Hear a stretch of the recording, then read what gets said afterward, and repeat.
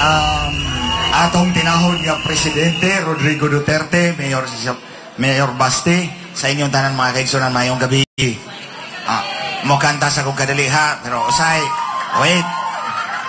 Minausan mo. Mr. Marcos, limbungan ka.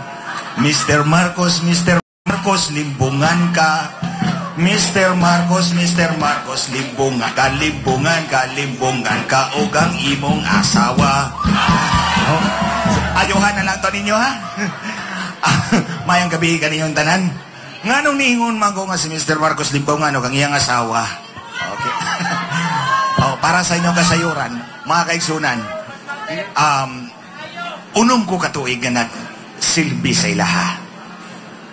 Nagtabang ko sa ilang protesta kay nagtuo ko nga gitikasan sila, gilimbungan sila sa Liberal Party na itong panahon na. Unom katuig nga gigasto na ako kung panahon sa ilaha, wa ko'y bayad bisan piso.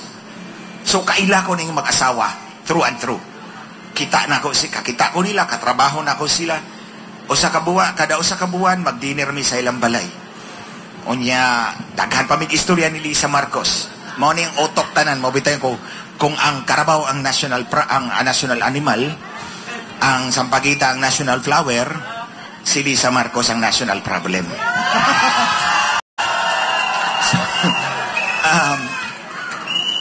Di lang nako tason kayo kay under pressure atong time.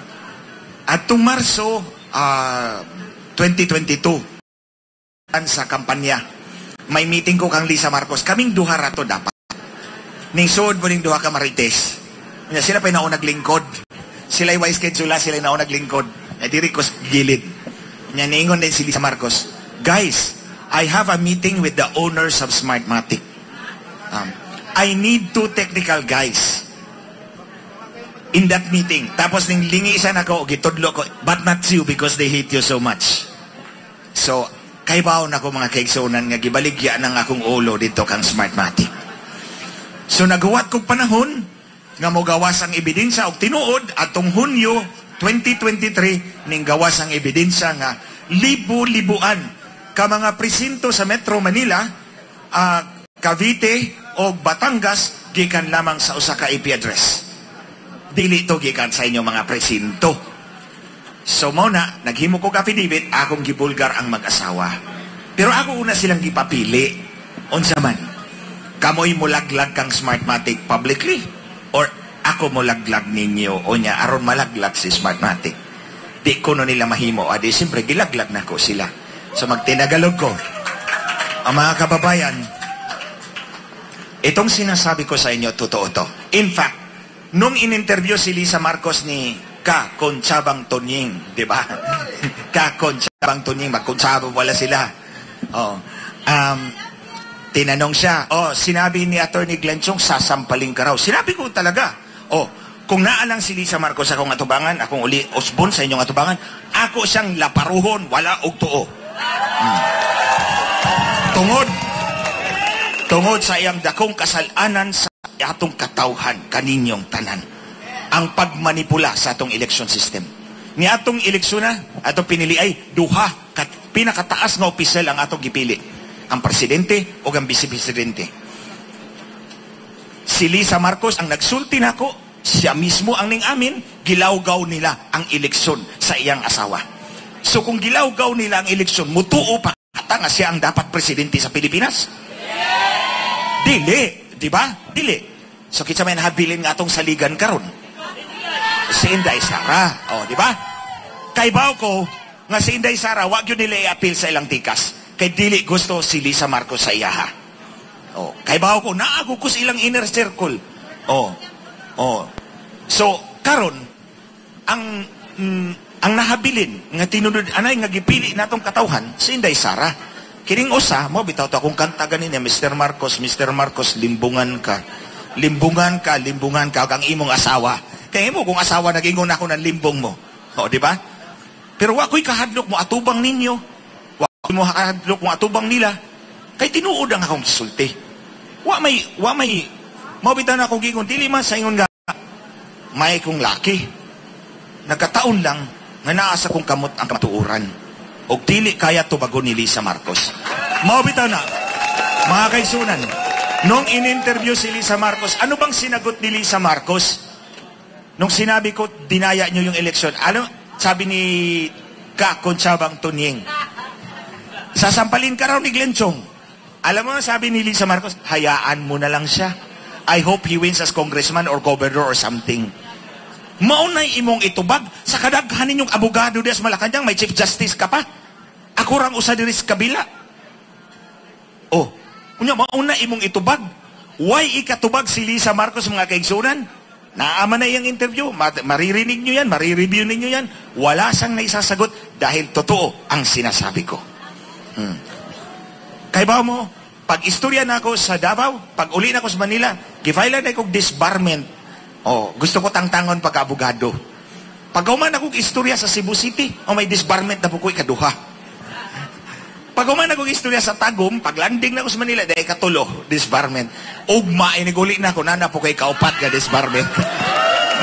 At any rate, gusto na to ipakita sa mga nagkupot sa sa gahom karon. Dili mahadlok ang katawhan kaninyo. Yes! Labi pa.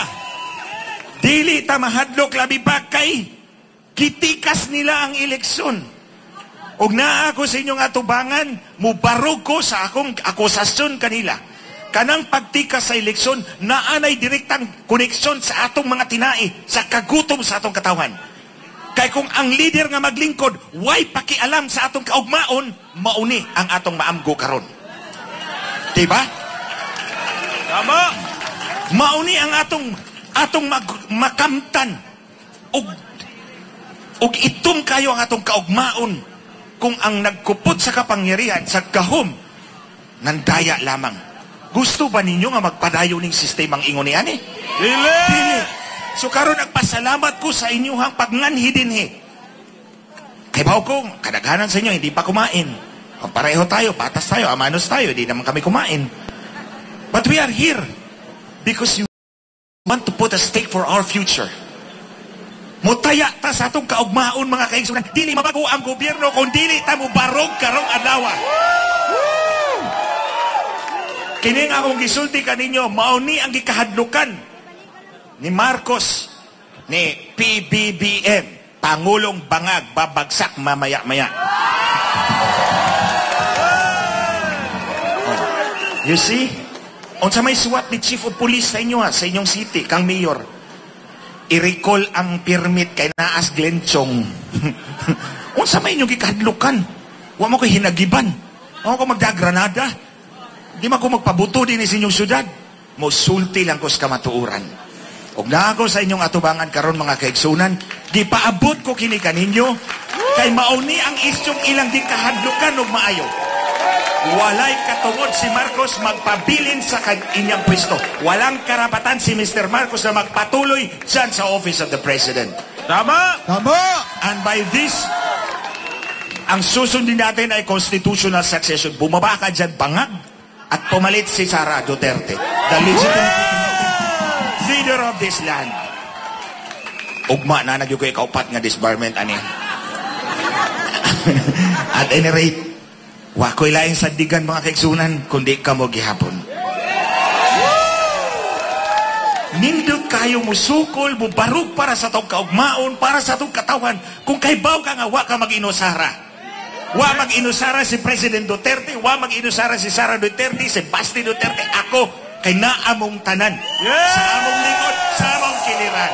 Dagan kay salamat. Murag ning lapas naman siguro ko. So di na ako magdugay, mubalik na lang ako.